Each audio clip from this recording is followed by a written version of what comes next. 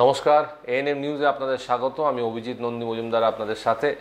আজকে এক বিশেষ বিষয় নিয়ে কথা বলবো এবং আমাদের সাথে আছেন এপার বাংলা ওপার বাংলাকে সেতু বন্ধনে মেলানোর এক রাজনীতিবিদ, যিনি হালে বাংলাদেশে ভূমি রাজস্ব মন্ত্রী হিসেবে জয়েন করেছেন। বাংলাদেশের রাজনীতির এক বিরাট বড় নাম শ্রী নারায়ণচন্দ্র চন্দ্র। নমস্কার নারায়ণবাবু, আমাদের সঙ্গে কথা বলার জন্য। আপনাকেও। নারায়ণবাবু, আপনি তো ভূমিমন্ত্রী হিসেবে বাংলাদেশের ভূমিমন্ত্রী হিসেবে শপথ গ্রহণ করেছেন এবং আপাতত সেই দপ্তরের কার্যভার সামলাচ্ছেন। তো প্রথম যে প্রশ্নটা আপনাকে করব, যে আমাদের ভারতবর্ষের এবং বাংলাদেশের আইন, ভূমি আইন তো মোটামুটি এক প্রকার এক, তো সেই দিকে দাঁড়িয়ে থেকে এক নম্বর আপনার প্রথম দিশাটা কি এবং ভারত বাংলাদেশ সম্পর্ক এই ভূমির মাধ্যমে কিভাবে এগিয়ে নেওয়া যায়? আপনার প্রশ্নের উত্তরে আমি প্রথমে বলবো যে অবিভক্ত ভারত যখন ছিল এবং বিশেষ করে ভূমি ব্যবস্থাপনার সূত্রপাতটা ঠিক আধুনিক যে পদ্ধতিটা, সেই পদ্ধতিটা শুরু হয়েছিল ব্রিটিশ টাইমে। এবং ব্রিটিশ তারা ম্যাপ তৈরি করে এবং খতিয়ান তৈরি করে, সেটা ছিল সিএস খতিয়ান হিসেবে পরিচিত। এই সিএস খতিয়ান ভারতবর্ষের বিভিন্ন রাজ্যে ছিল। সেখানে বাংলা, বিশেষ করে পূর্ব বাংলা এবং পশ্চিম বাংলা একইভাবে ছিল। অতএব এই ভিত্তিটা কিন্তু একই কায়দায়। পরবর্তীতে দেশ ভাগাভাগি হওয়ার পরে 47-এর পরে পূর্ব বাংলা তখন পাকিস্তানের ভিতর পড়ে এবং 1950-তে তখন জমিদারি প্রথা উচ্ছেদ করে স্টেট অ্যাকুইজিশন, অর্থাৎ রাষ্ট্র জমিদারি মানে যে সত্ত্ব সেটাকে রাষ্ট্র গ্রহণ করায় তখন একটি আইন তৈরি হয়। সেই আইনের ভিত্তিতে স্টেট অ্যাকুইজিশন অ্যাক্ট, সেই স্টেট অ্যাকুইজিশন অ্যাক্ট এর মাধ্যমে প্রজা নির্ধারণ হয়, রাষ্ট্রের প্রজা হিসাবে থাকবে। এবং তখন 62 সালে একটা রেকর্ডও হয়।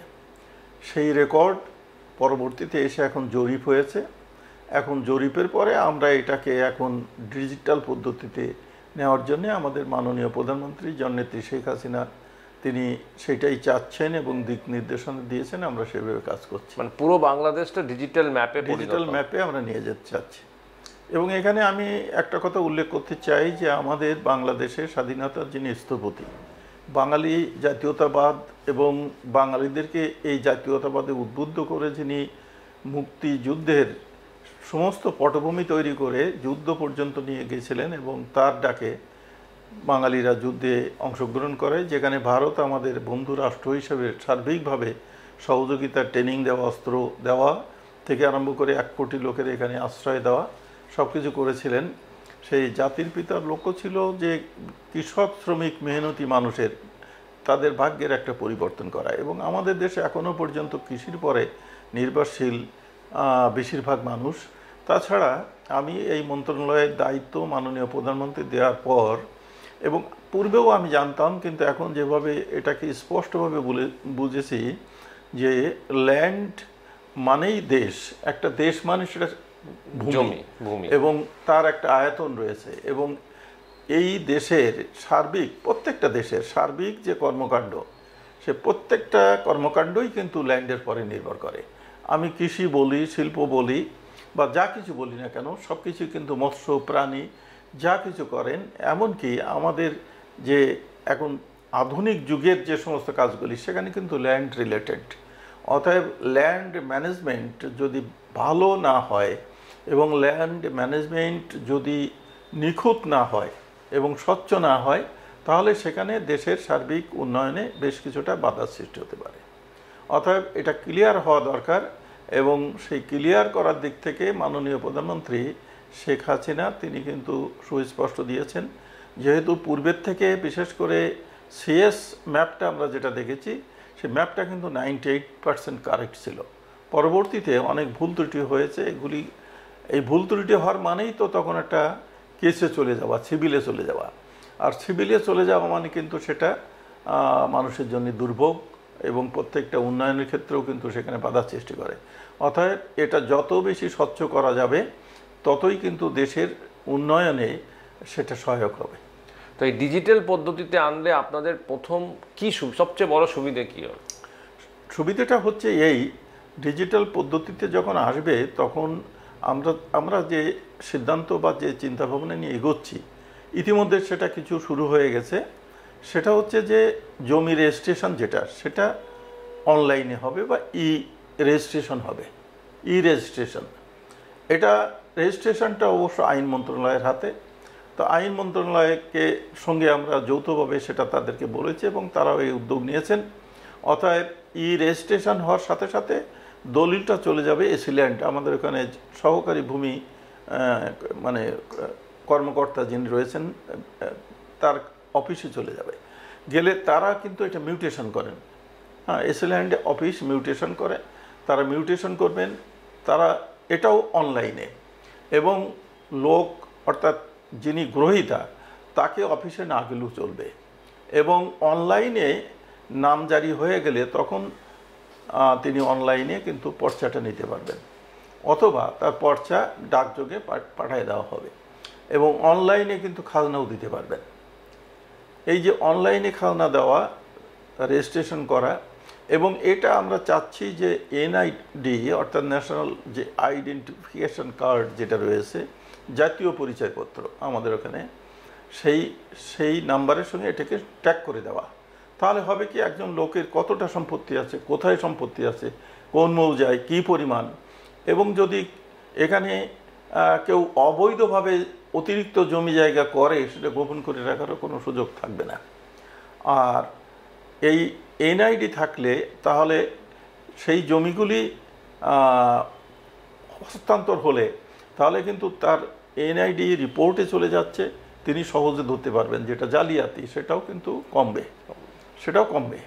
এবং দালাল এক রাজ যেটা বলে অনেক সময় ছিল জমির ভূমির ক্ষেত্রে, সেই ভূমির ক্ষেত্রে দালাল রাজটাকে আপনার তৃতীয় পক্ষ যেটা, সেটা থাকবে না, এটার প্রয়োজন হবে। মাঝখানের মানুষ যারা এ করে সেটা প্রয়োজন হবে। তবে এটা করতে গেলে আমাদের মাস পিপুলকে তাদের ট্রেন্ড করে তুলতে হবে, অর্থাৎ এর সঙ্গে অভ্যস্ত করতে হবে। আমাদের ওখানে আমরা যেটা চিন্তা ভাবনা করছি যে এখন মোস্ট অফ দি পিপুল, এবং বিশেষ করে ইয়ং জেনারেশন যারা, এরা কিন্তু সবাই এখন অ্যান্ড্রয়েড ফোনের সঙ্গে সংযুক্ত। ফলে বাবা যখন জমির একটা নাম পর্চা মানে নাম জারি করবেন অনলাইনে করা, তারা সেটা করে দিতে পারবে। এর জন্য আমরা বিভিন্ন রকমের ট্রেনিং বা প্রচারণা এগুলির আমরা ব্যবস্থা করছি, যাতে করে সাধারণ লোক বুঝতে পারে। আর যতদিন পর্যন্ত বুঝতে না পারে, আমরা একটা ইউনিয়ন ভিত্তিক সেখানে হয়তো 2-3 জন বা 4 জন করে এজেন্ট, কম্পিউটার অপারেটরদের এজেন্ট হিসেবে দিয়ে দেব। তাদের একটা নির্দিষ্ট ফিস, এবং তারা এসিল্যান্ডের তত্ত্বাবধানে থাকবে, যাতে তারা কোনো রকম এদেরকে বিলাপ না দিতে পারে বা এদেরকে ঠকাতে না পারে। এইভাবে আমরা একটা সিস্টেম আপাতত করতে চাচ্ছি। আচ্ছা, তো এর পরবর্তী একটা ডিজিটাল বাংলাদেশ যেটা হচ্ছে, সেই জায়গায় ডিজিটাল ভূমি বাংলাদেশ আপনারা তৈরি করছেন। এছাড়া আর ভূমি সংক্রান্ত কি পদক্ষেপ দিতে, কারণ বিরাট বড় মন্ত্রণালয় আপনার। এছাড়া আমাদের আরও রয়েছে, যেমন আমাদের দেশে পপুলেশন অনেক বেশি, এবং মানে ঘনত্ব অনেক বেশি, ডেনসিটি অফ পপুলেশন সব থেকে বোধহয় বিশ্বে আমাদের দেশেই সব থেকে বেশি। ফলে আমাদের ল্যান্ডের পরিমাণ খুবই সীমিত, অথচ লোক সংখ্যা অনুপাতে। ফলে হচ্ছে কি, আমাদের কৃষি জমি অনেক নষ্ট হয়ে যাচ্ছে। এটাও মাননীয় প্রধানমন্ত্রী খুব কড়া নির্দেশ দিয়েছেন, এবং আইন আমরা অলরেডি তৈরি করা শুরু করেছি, যে আইন করে জোনিং সিস্টেম, অর্থাৎ এগ্রিকালচার ল্যান্ড 3 ফসলি, 2 ফসলি, 1 ফসলি, এটা ক্যাটাগরি থাকবে, এবং এই ক্যাটাগরিক্যালি জোনিং সিস্টেম থাকবে। ম্যাপেই ওটা কালার আলাদা রকমের থাকবে, এবং যেটা অকৃষি অথবা জলাশয়, জলাভূমি ইত্যাদি উল্লেখ থাকবে। এই জন্যে আমরা যে আইনটা করতে চাচ্ছি, 3 ফসলি, 2 ফসলি জমি কোনো ক্রমেই এর শ্রেণী পরিবর্তন করা যাবে না। এখানে কোনো শিল্প কলকারখানা, বাসস্থান গড়ে তোলা যাবে না। একমাত্র জমির মালিকের বংশবিস্তৃতির কারণে যদি কোনো মানে কিছু জমি তাদের ব্যবহার করতে হয়, তারা সেটা ইনফর্ম দিয়ে করতে পারবে। আর 1 ফসলি জমিতেও করা যাবে না, সাধারণভাবে থাকছে। অকৃষিযোগ্য জমিতে আমাদের শিল্প কলকারখানা, নগরায়ন, বাণিজ্য, ব্যবসা বাণিজ্য স্থান ইত্যাদি এগুলি করা যাবে। আর এক ফসলিতে যদি কোথাও জমির অভাবে করতে হয় সেটা গভর্নমেন্টের পারমিশন ছাড়া করা যাবে না। এভাবে আমরা এটাও কিন্তু ব্যবস্থাপনার ভিতর নিয়ে আসতে চাচ্ছি, মানে কৃষি ভিত্তিক সেটা নিয়ে আসতে চাচ্ছি।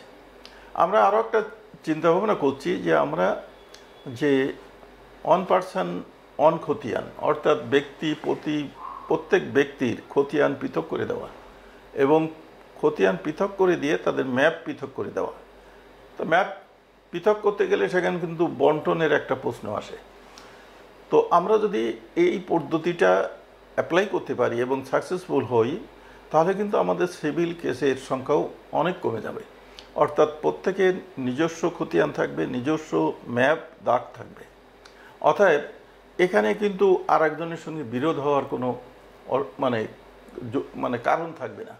ফলে যে সমস্ত ল্যান্ড নিয়ে যে ডিসপুটগুলি এবং যে কেসগুলি, এটা কিন্তু বাটোয়ারা কেস, বিভিন্ন কেস, এবং এগুলি কিন্তু মানে বছরের পর বছর চলতে থাকে, এমনকি এক পুরুষ থেকে আর এক পুরুষও চলে যায়। ফলে হয় কি, অর্থনৈতিক দিক থেকে তারা দেউলিয়া হয়ে যায়। এবং কিছু ওই যে থার্ড পার্টি আছে, এরা এমনভাবে উদ্বুদ্ধ করে যে সে কিন্তু নিজের ভুলটা ধরতে পারে না, সে ওই কেস করতে করতে জমির থেকে বেশি তার খরচ হয়ে যায়। ফলে সে একদিন দেখা যায় যে ফকির হয়ে যাচ্ছে। এই জন্যে আমরা ওইটা চাচ্ছি যে এমন একটা স্তরে নিয়ে যাওয়া যে কারোর সঙ্গে মামলার তার কোনো প্রশ্ন আসবে না। এবং যদি কেউ কেনে, তাহলে কিনলে যখন সে কিনবে সে তার কেনার অংশটা পৃথক খতিয়ান করে নিয়ে চলে যাবে। ফলে লিটিগেশনটা থাকলো না বা থাকলো না। এবং এখানে আর একটা সুবিধা হবে কি, যে একজনের জমি যখন কেউ কিনবে, ওই জমিটা আগে কিছু অংশ বিক্রি করেছে, সেই বিক্রিটা যদি সেপারেট খতিয়ান হয়ে ম্যাপ হয়ে চলে যায়, তাহলে নেক্সট যে মানে ক্রেতা, তিনি কিন্তু দেখতে পাবেন যে তার বর্তমান ম্যাপে কতটুকু আছে। ফলে কেউ প্রতারিত হওয়ারও সুযোগ থাকবে না। অর্থাৎ জমি আছে দেখাই দিল কিন্তু কাগজে কলমে নেই, সেইটার পর্যায়ে কিন্তু থাকবে না, একটা নিখুঁত ব্যবস্থাপনা আসে। আমরা চাচ্ছি সেইটা, মাননীয় প্রধানমন্ত্রী সেটাই চাচ্ছেন। ব্যবস্থাপনা মানে ল্যান্ড ম্যানেজমেন্ট বা ভূমি ব্যবস্থাপনা যত নিখুঁত করা যাবে, তত কিন্তু দেশে মামলা মোকদ্দমা কম থাকবে এবং যে কোনো উন্নয়ন সেখানে ত্বরান্বিত হবে। কারণ একটা জমি যদি ডিসপুটেড থাকে, সেখানে কেউ একটা ইন্ডাস্ট্রি করতে গেলেও কিন্তু তখন সে কেস আরম্ভ হয়ে গেলে তখন কিন্তু আদালত স্বাভাবিকভাবে আইন অনুসারে তাকে একটা ইনজাংশন দিয়ে বসায় রাখবে যে এটা ফয়সালা না হওয়া পর্যন্ত কিছু করা যাবে না। ফলে সেখানে উন্নয়নও কিন্তু ব্যাহত হয়। এই জন্যে আমরা চাচ্ছি যে সেই পর্যায়ে যেতে। তবে এটা তো আপনি নিজেও বুঝতে পারেন যে ল্যান্ড বিষয়টা তো খুব জটিল এবং এটা সময় সাপেক্ষ ব্যাপার। কারণ পুরোপুরি এটাকে একটা সিস্টেমে নিয়ে আসতে সময়ের ব্যাপার হবে। এবং যে সমস্ত ল্যান্ডগুলি ইতিমধ্যে ডিসপিউটেড হয়ে মানে আদালতে মামলার বা বিচারাধীন রয়েছে, সেগুলি বিচার শেষ না হলে তো কমপ্লিট করা যাবে না, সেগুলি তো থেকেই যাবে। কিন্তু আমরা চাইব যে যেগুলি অন্তত আনডিসপুটেড, মানে যেখানে কোনো ডিসপুট নাই, সেগুলিকে প্রথম পর্যায়ে ক্লিয়ার করে নিয়ে আসতে। এবার একটু ভূমি থেকে অন্যদিকে আসছি। সাম্প্রতিক বাংলাদেশের একজন সাংসদ এখানে নৃশংসভাবে খুন হয়েছেন, কিছু লোক ধরাও পড়েছেন।